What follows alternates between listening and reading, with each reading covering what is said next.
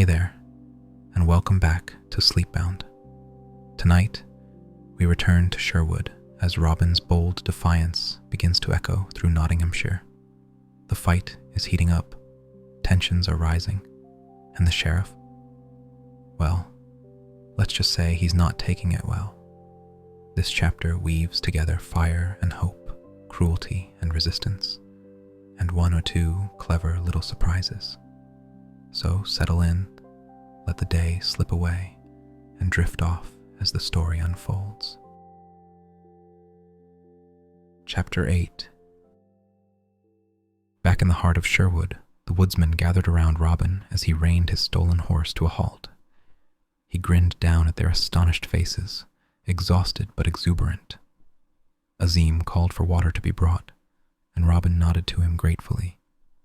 Azeem took the bowl of water when it arrived and presented it to the panting, lathered horse. Robin gave the Moor a hard look. "Why did you leave here without me?" asked Azeem, unmoved. "How am I to protect you if I don't even know where you are?" "You've hardly raised a finger when you did know," Robin pointed out. Azeem shrugged. "I like to have the choice."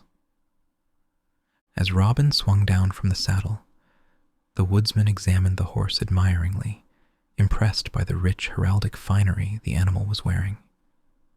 Will Scarlet pushed his way to the front of the crowd, studied the trappings closely, and then turned an angry scowl on Robin. "This is the sheriff's horse," he said flatly, and the woodsmen fell silent. They looked at Robin with frightened, accusing eyes, and Little John glared at him angrily. "That's just great, that is. All the horses you could have stolen, and you had to pick the bloody sheriff of Nottingham's. Why didn't you just leave him a note saying, 'Please come into the forest after me and kick the hell out of whoever happens to be with me at the time. There's no way he's going to overlook this.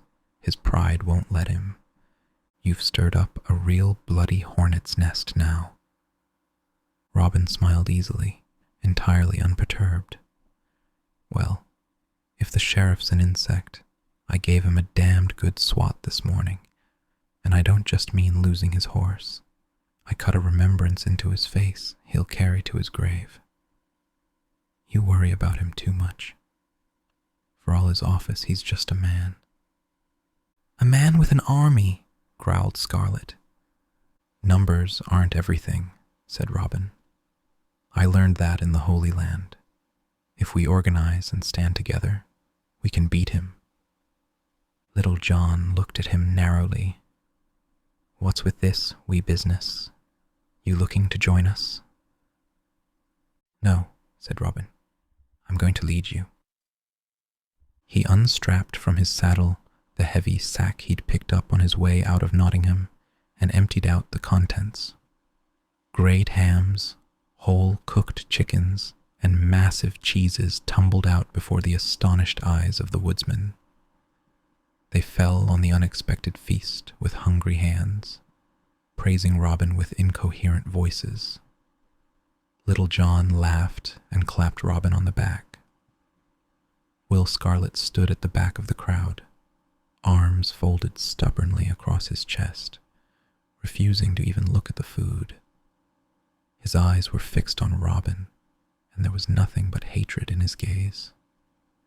In the sheriff's private chambers in Nottingham Castle, the sheriff sat stiffly in his chair, trembling more with rage than pain, as his personal surgeon-barber prepared to sew up the wound in his cheek. Gisborne stood close at hand, ostensibly to receive orders and provide moral support, and watched interestedly as the surgeon heated the blunt-looking needle in a candle flame. At heart, Gisborne was a man of simple pleasures. The sheriff glared at him. "I want this brigand found, Gisborne. I don't care how many of the peasants support him. We'll starve the fight out of them, slaughter their livestock. No, point. Better still, take their livestock. That way, they'll think there's a chance they might get them back if they cooperate. I want Locksley's own people fighting each other for a chance to bring in his head. Gisborne nodded thoughtfully. Perhaps we should give him a nickname, cousin. Something to make the peasants fear him. Locksley the Lethal, Reeking Robin, the Hooded Man. Call him what you will, but find him. I want this brigand dead by the next full moon, before the barons return and see what a fool he's making of us. He glared malevolently at the waiting surgeon.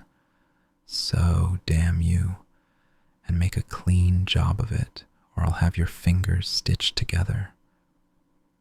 He braced himself as the needle neared his bloody cheek.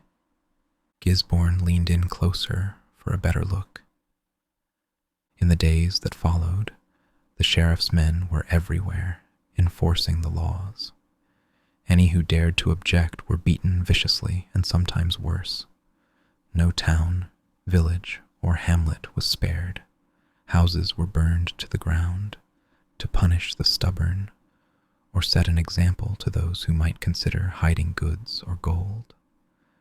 Smoke blackened the sky all across the county, and blood from guilty and innocent alike soaked into the trampled earth. Sir Guy of Gisborne led the raids personally and found it all great sport. But even he was beginning to grow bored with it all by the end of the second week. He watched impatiently from his horse as his men sacked a small village on the border of Sherwood Forest and drummed his fingers on the saddle horn. Barely mid-afternoon, and already he was 2 hours behind schedule. His soldiers smashed their way into the simple hovels and emerged with whatever they could carry. Most would go to the sheriff, some to Gisborne, and the rest would be divided among the soldiers. Gisborne believed in rewarding initiative, and besides, he liked to hear the peasants squeal. Women and children ran screaming as the soldiers drove them from their homes, and the men of the village stood together and looked on silently, too frightened and too outnumbered to even think of interfering. There were screams and squeals from the villagers' livestock as soldiers herded the animals together and urged them up onto a wagon for transport, and one farmer stepped forward suddenly, perhaps braver than the others, or simply despairing at the sight of his livelihood disappearing. He looked doggedly up at Gisborne, his hands clenching and unclenching helplessly at his sides. "You must not do this, sire. You'll starve us all. First the drought ruined the harvests, and now you take what little food we have left." "For starving people you look fat enough," said Gisborne. "Perhaps someone has been bringing you food, a man in a hood, perchance." He looked mockingly at the villagers, crowded sullenly together behind the farmer, and then frowned suddenly as he recognized a familiar face. The woman might have been pretty under the dirt, but hard work and a harder life had scoured all the softness out of her. She glared at Gisborne and held a small child protectively close to her as Gisborne leaned forward to address her. "Where's your husband, Fanny? The man they call Little?" She met his gaze steadily, not bothering to hide her hate. "He died last winter." "Is that so?" said Gisborne. "We hear that he is very much alive, hiding out in the forest with the Sherwood bandits." "Must have been his ghost," said Fanny. Gisborne urged his horse forward a few steps till he was towering over Fanny and her child, but she held her ground defiantly. Gisborne kicked out suddenly, and the force of the blow threw Fanny to the ground. She landed hard and painfully, and the child wailed, but no one moved to help mother or child. No one dared. Gisborne and the soldiers laughed. Fanny rose slowly to her knees and spat on the ground between her and Gisborne. The farmer raised his voice again, his words stumbling as Gisborne turned his cold regard on him. God bless you, sire, but leave us the sow at least. She's with young. Her litter will feed us through the worst of the winter. Not now they won't, said Gisborne easily. If I were you, I'd pray Robin Hood is brought to us before winter sets in. He turned his horse away, laughing, and led the soldiers out of the village. The wagon brought up the rear, groaning under the weight of the livestock and other booty. Some of the peasants watched them go with hate in their eyes. Others looked angrily at Fanny. A long line of refugees filed tiredly into the woodsmen's camp, deep in Sherwood. They carried their few remaining possessions on their backs, and all of them, men, women, and children, showed signs of long hunger and brutal ill-treatment. They had come to the deep woods as so many had before, because there was nowhere else to go. Among them was Fanny Little, and the boy Wolf ran to greet her, howling his delight. Robin and Azeem sat together on a giant tree trunk, silently watching the latest batch of refugees arrive. Robin had known there would be some. In fact, his plans depended on it, but he'd never expected there to be so many. He looked down at the newly fashioned yew bow in his hands, but the sight of the refugees stayed with him. When all was said and done, their plight, their suffering, was at least partly his fault. He made himself concentrate on the job at hand and carefully attach the gut string to the bow. The refugees sank warily down beside the central fire and told their tales to the woodsman. It was a single, sad, familiar tale, already told many times over by previous refugees. Some of the newcomers asked timidly for food or drink, but others just sat where they were, too tired to go any farther, too tired even for tears or complaints, or the simple acts of living. A few spoke the name of Robin Hood, and Will Scarlet stepped forward to point him out. An old farmer advanced on Robin angrily and pulled open his tunic to show still healing wounds from a recent beating. A woman held up a starving baby for Robin to see, its eyes huge in its shrunken face. More refugees drifted toward him, their faces hurt and angry. Azeem looked at Robin. If it's fame you sought, my friend, I think you have it. Will Scarlet pushed through the refugees to stand glaring at Robin. You brought this misery on us, Locksley. This is the sheriff's work, Will, said Robin patiently. He's trying to divide us. We are divided, rich boy, said Scarlet loudly. I heard today the sheriff has raised the value of your neck to 1,000 gold pieces. He looked about him, judging the mood of the listening refugees and woodsmen. I say we take him in, give him to the sheriff. There were general murmurs of agreement, mostly, but not all, from the refugees. Robin shook his head slowly and looked at Scarlet as though he were a slow and particularly dense pupil. Will, do you really believe the sheriff will just give everything back after I'm gone? He'll give us the reward, said Scarlet, and our pardons. We could live as free men again.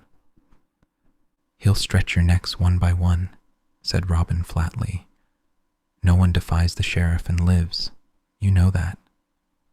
There was a long, deadly silence. Robin looked at Scarlet coolly.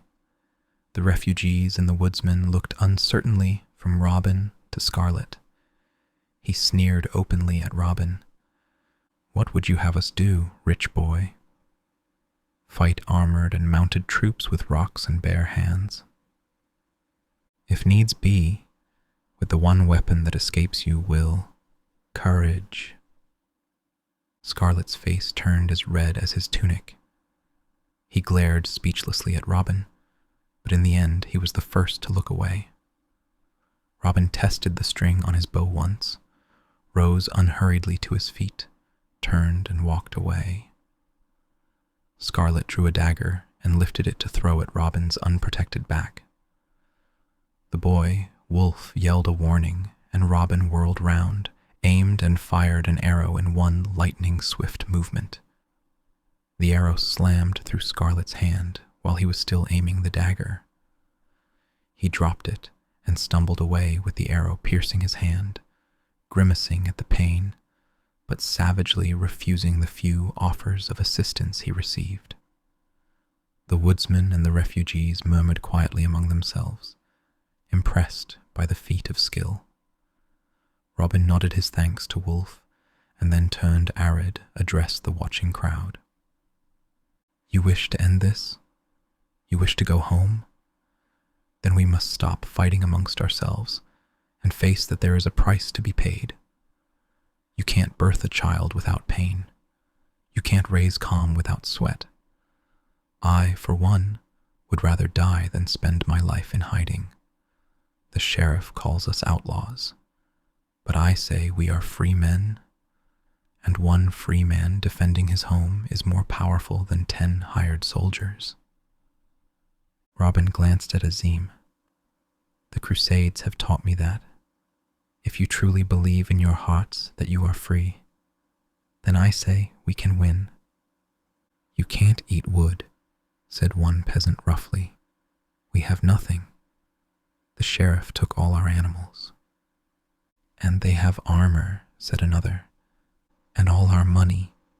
Sheriff's men didn't leave us a farthing." "Then, by God, we'll take it back," said Robin. "All of it, and more." Time passed, and summer faded into autumn. In Sherwood, gold and bronze tatters wrapped the trees, and the thick mulch on the forest floor soaked up the sounds of those who walked the narrow paths between the trees. Cool eyes watched from the shadows, and silent figures appeared and disappeared before startled travelers, as though by magic. But the sheriff continued his onslaught. Even the church was not exempt from his abuse. On one particular day, the sheriff's men were surprised. "Please, sire, those belong to our lord," an ancient, wizened priest begged the sheriff's men. "Now they belong to my lord sheriff," one soldier sneered. Suddenly, out of the trees came a sound like screaming banshees. The men looked up. Whistling arrows thundered down, landing at the soldiers' boots, and Robin appeared, smiling grimly, a quiver full of white arrows on his back and a longbow in his hands. "If you don't wish to meet your Maker, you'll return to him that which belongs to him," he said, pointing his longbow at the men. The soldiers glanced at each other nervously, but before the leader could speak, an arrow whizzed past his ear. The woodsmen stood, half shrouded by the trees, in a group. The leader of the soldiers gulped and retreated slightly. The rest of his men threw down their weapons and booty. "Good," said Robin. "Now tell the sheriff, for every harm he does these people, I will visit it back on him tenfold." There was no argument. On a day in late September, when the sun was little more than a crimson orb hanging low on the sky, Baron Hardcastle rode nervously through the forest, his eyes darting from shadow to shadow, his heart jumping at every unexpected sound. Not for the first time, he wished he'd taken some other route, or at least assembled a company of armored guards to protect him, instead of relying on his 2 usual bodyguards. They were both good men and loyal to the generous retainer he paid them. But if half the tales told of Robin Hood and his wild men of the forest were true, Baron Hardcastle swallowed hard and decided very firmly that he wasn't going to think about that anymore.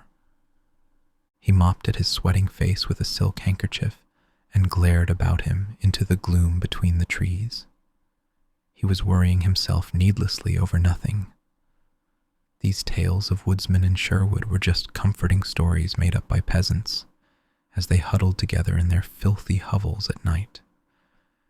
It was ludicrous even to think that the lower classes might dare to rebel against their rightful lords and masters. They knew their place, and by God, if they didn't, the army would soon ride in and teach it to them. The Baron smiled complacently and started to put together a clever little speech he could casually drop at his destination, about how he'd braved the dangers of the infamous Sherwood Forest.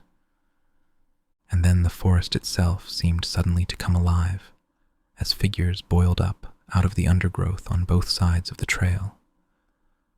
Their clothes were camouflaged with leaves and branches, and their faces painted artfully with greens and browns. The Baron looked back over his shoulder, and panic rose, chattering in his heart, as he discovered that more had appeared behind him to cut off his retreat.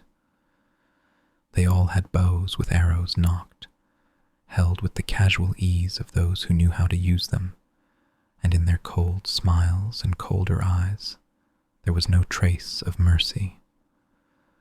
The Baron looked helplessly at his two bodyguards, but they had already raised their hands in surrender. The Baron would have liked to do the same, but he was too frightened to move. A voice floated casually down from an overhead branch, and the Baron looked up, startled. "'Tis a hot day, my friend, far too warm to burden your horse with such a heavy pouch." Robin Hood smiled down from the overhanging branch.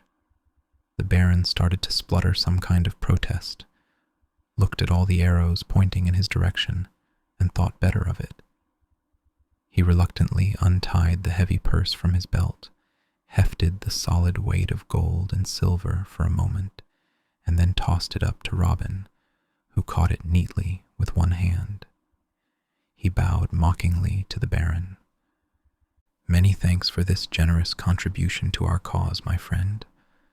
This purse will fill many hungry bellies and warm many a cold hearth." The Baron glared up at him. "The sheriff will hear of this." "I hope so," said Robin, "and you can tell him from me. The current reward on my head is an insult. It's not nearly high enough." And so it went, as the weeks passed. No rich man, be he noble or merchant, could pass through Sherwood without paying a heavy toll for the privilege. Armored guards were no match for an arrow shot from cover, and any attempt at pursuit simply resulted in men floundering aimlessly through the thick undergrowth as they were picked off one by unseen enemies. Money that had been extorted from the poor found its way back to them, and for the first time in a long time, the villages and hamlets of Nottinghamshire faced the coming winter with something more than growling stomachs and empty hearts. The woodsmen captured livestock in daring raids and returned it to those who needed it most. The name of Robin Hood was voiced everywhere in the North Country, and the harder the sheriff tried to stamp it out, the louder those voices rang.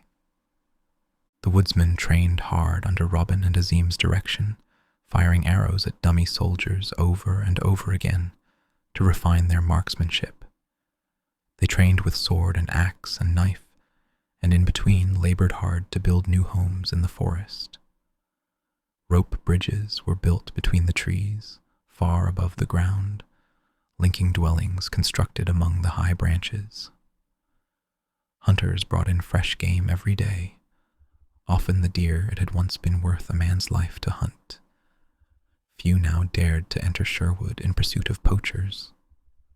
Some of the barons took to traveling through the forest in heavily reinforced carriages, trusting in thick oak and steel panels to protect them. Robin and Tum quickly came up with several new ways of bringing the carriages to a sudden halt, such as hidden iron hooks and chains that appeared just at the right moment to snag the carriage's axles as they passed and yank the axles right out from under the carriage. Once stopped, the occupants of the carriage could then be relieved of their valuables with the minimum of fuss and the maximum of efficiency. Robin often headed these forays, not because he had any doubts in the method, but because he loved to see the expressions on the barons' faces. On one occasion, he broke into a carriage to find himself face to face with a fuming middle-aged baron and a lovely lady easily young enough to be his daughter. Robin helped her descend safely from the carriage, smiled charmingly, and deftly slid a large diamond ring off her finger. The lady made a small moue of disappointment, and Robin bowed gallantly. "Milady, a woman of your rare beauty has no need for such decorations." He kissed her hand, and she sighed deeply and batted her eyes at him. The Baron glowered at Robin. "You should be ashamed of yourself to address my wife in such a fashion." Robin cocked an eyebrow at him. "If this young lady is your wife, you're the one who should be ashamed of himself." He and his men then disappeared into the woods with the Baron's purse and belongings, while the Baron was still trying to force an answer past his furious spluttering. His wife looked after the woodsman. "Who was that man?" she murmured dreamily. "A thief," snapped her husband. "A prince of thieves," said the young lady, her eyes fixed on the woods. As more and more goods and gold entered Sherwood and failed to leave it, the woodsmen moved more and more freely among the surrounding villages and hamlets, distributing their booty to those whose need was greatest. The grateful poor would no more have turned them in to the sheriff's men than they would have turned against their own families. Bull drove his cart from one settlement to another, with Wolf and Fanny to help him unload the food, blankets, and clothes. All three wore weapons, openly displayed. The villagers cheered them on sight and called down God's blessings on the name of Robin Hood, Prince of Thieves. Posters appeared on trees at the edge of the forest, offering a reward of 10,000 gold pieces for the head of Robin Hood. The posters grew yellowed and tattered, but no one took up the sheriff's offer. Gisborne led his men into Sherwood again and again, employing the best trackers the sheriff's money could buy, but never found a trace of Robin Hood or his woodsmen. Finding their tracks was easy enough, but the trails led nowhere, often just stopping dead, as though the woodsmen had simply vanished into thin air. The soldiers rolled their eyes and crossed themselves and muttered about the dark magics and secrets to be found in Sherwood's ancient heart. None of them ever thought to look up. If they had, they might have been able to pierce the camouflage of leaves and branches to make out a whole web of bridges, ropes, and sleeping platforms, and the woodsmen watching gleefully from their hiding places.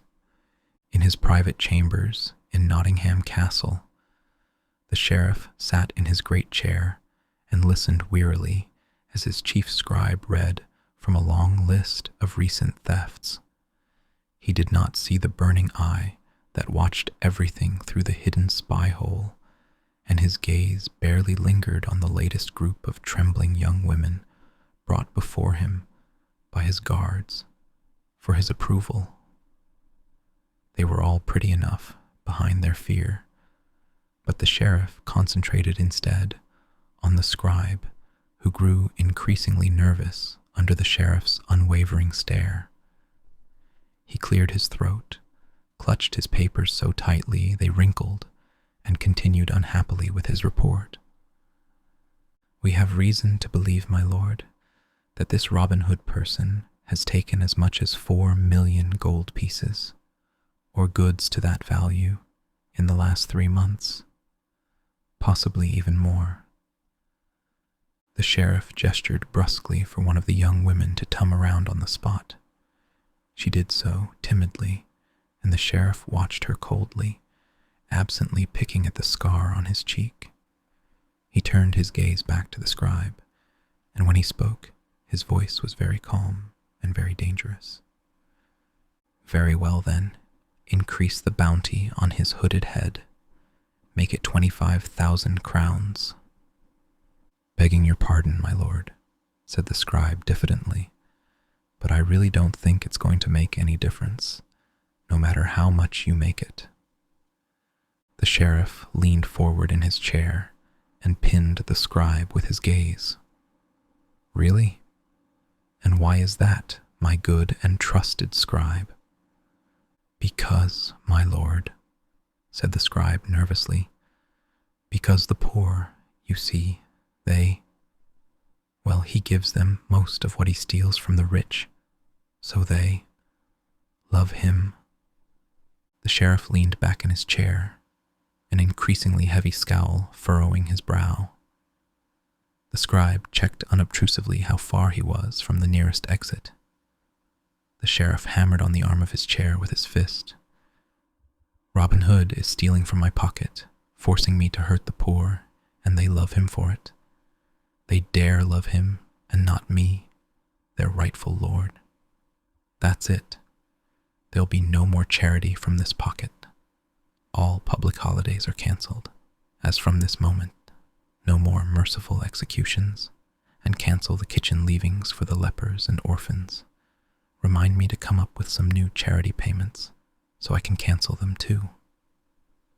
The sheriff rose abruptly from his chair and strode restlessly back and forth, scowling furiously. The scribe hurried close behind him, scribbling down the sheriff's words as fast as he could. All I hear these days are complaints, growled the sheriff, a dangerous gleam in his eyes. The treasury is shrinking, and all day and all night men of means plague my door, whining for tax relief and guards to ensure safe passage through Sherwood. And then they have the bare-faced cheek to complain they can't pay the taxes they owe me, because woodsmen have stolen it all. If as much wealth had disappeared in Sherwood as the barons are claiming, the county would have been bankrupt by now. Why the hell can't the barons just stay out of Sherwood? Because it's the shortest road from Nottingham to London, said the scribe automatically, and then he wished he hadn't, as the sheriff rounded on him. It's the only road to London, you obsequious little ferret, the only road that will take the barons to our would-be King John and his court. He broke off suddenly, as one of the waiting young women caught his eye. He glanced at her for a moment and then nodded sharply. You, to my bed, tonight. The scribe cleared his throat nervously, and the sheriff rounded on him again. The scribe searched urgently for something to say that wouldn't get him into even worse trouble. Sir Guy's patrols have found nothing then, my lord. Sir Guy couldn't find his own arse in the dark without using both hands, snapped the sheriff. According to him, there's no trace of the woodsman's camp anywhere in Sherwood. The hooded viper simply slithers into the forest and disappears. His wandering gaze settled on a bust of himself, standing on a side table. Someone had chiseled a scar into the stone cheek to match the real thing. The sheriff's face darkened dangerously as he glared at the bust, his hands clenching and unclenching at his sides, as fury momentarily robbed him of his voice. The scribe took advantage of the sheriff's preoccupation to stick out his tongue at the sheriff's back. Later that day, in Mortiana's chambers deep beneath the castle, the sheriff pulled on his devil worshipper's robes with even less enthusiasm than usual. The albino hag watched him narrowly from her blasphemous devil's altar, already running with the blood of 13 animal sacrifices. Something vexes thee? The sheriff shrugged irritably, and Mortiana scurried over to place a cold palm on his forehead, testing for fever. He grimaced slightly at the unpleasant, clammy touch, but had enough sense to say nothing. The hag might be withered and ancient, but there was no denying there was a power in her. He wanted that power, with much to get it. Afterward, there would be time for many things afterward. He braced himself to meet the hag's burning gaze. He picked up the cat-o'-nine-tails Mortiana had set out for him and flicked it a few times listlessly, his thoughts elsewhere. In 10 days' time the barons will be here, and Robin Hood has stolen from me the money that would have bought their allegiance. I'm surrounded by fools and incompetents who care nothing for my obligations. Tell me true, Mortiana, is there a traitor among my people? The hag raised a sharp fingernail and slashed it across the skin of her bony arm. Blood dripped onto the filthy stone floor as she watched unflinchingly. Finally, she squatted down beside the pool of blood, spat into it, and studied the patterns that formed. The sheriff crouched down beside her, trying to see what she saw in the blood. The hag rocked slightly from side to side on her haunches. Recruit the beast that shares your god? The sheriff frowned. Mortiana was often obscure, but of late she'd been even harder to follow than usual. Animals? He said uncertainly. Nay, the dark ones from the north. Celts? Yoke their strength and make it yours. The sheriff nodded slowly. The northern savages were known for their wild cruelty and a willingness to follow any cause for gold. It also helped that they worshipped the same dark forces as the sheriff. Mortiana stared at him unblinkingly, her gaze smoldering with unguessed secrets. Put thine own issue on the throne. A child of mine on the throne of England, said the sheriff incredulously. How? Ally with royal blood. Well, obviously, said the sheriff testily. But who? Mortiana looked away from him. That is not yet revealed. The sheriff scowled unhappily, not entirely surprised. Mortiana dragged a stick leisurely through the blood and spittle before her. A tongue offends thee. Whose? One who writes all, period. My chief scribe, said the sheriff thoughtfully. I might have known. Never trust a man who reads and writes. He dares wag his tongue at me. Mortiana nodded, smiling coldly. Cut it out. Thanks for spending some time with me tonight. I hope I helped you unwind and drift a little closer to sleep. If you're enjoying these readings, there's a whole library of full books and cozy chapters waiting for you over on my Patreon. If you are already a member, then I thank you. It includes exclusive content, bonus episodes, and early access to new releases. You can also become a YouTube member, if you haven't already, to listen ad-free and explore over 280 relaxing readings anytime you like. I'd love to have you there. Sweet dreams, and I'll see you in the next one.